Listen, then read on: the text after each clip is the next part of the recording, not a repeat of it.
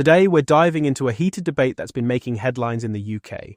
Sir Keir Starmer, the Prime Minister, is facing accusations of fudging the facts about his education background. The claims come from none other than Sir Peter Lampl, founder of the Sutton Trust, a charity dedicated to improving social mobility. Oh, and here's the kicker. Sir Peter went to the same school as Starmer. Let's break it all down. So here's the context. Sir Keir Starmer attended Reigate Grammar School in Surrey. When he first joined, the school was state-funded, but 2 years into his time there, it became a private school. Starmer was able to continue his studies thanks to a council bursary, which covered his fees until sixth form. But here's where things get controversial. Sir Peter Lampl said, "I don't pretend the school we went to was a state school. Starmer does. But he is fudging the facts. I am helping young people to benefit from an education that made all the difference to me.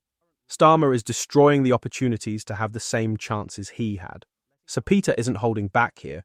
He's accusing Starmer of misrepresenting his education background by not being clear about the fact that Reigate Grammar became a private school during his time there. But that's not all. Sir Peter is also slamming the government's plan to charge VAT on private school fees, calling it aggressive, and claiming it will vandalise the private sector. Let's unpack this further. The government's plan to introduce VAT on private school fees is aimed at raising £1.7 billion a year to fund state schools. But critics like Sir Peter argue that this move will hurt private schools, potentially depriving students of extracurricular activities and limiting opportunities for social mobility. He suggests that instead of taxing private schools, the government should focus on finding ways to open them up to a wider demographic and share their resources. Government spokesperson said, ending the VAT break for private schools means an additional £1.7 billion a year that can be invested in our state schools, where 94% of this country's children are educated. This means more teachers, higher standards, and the best chance in life for all our children as we deliver on our plan for change.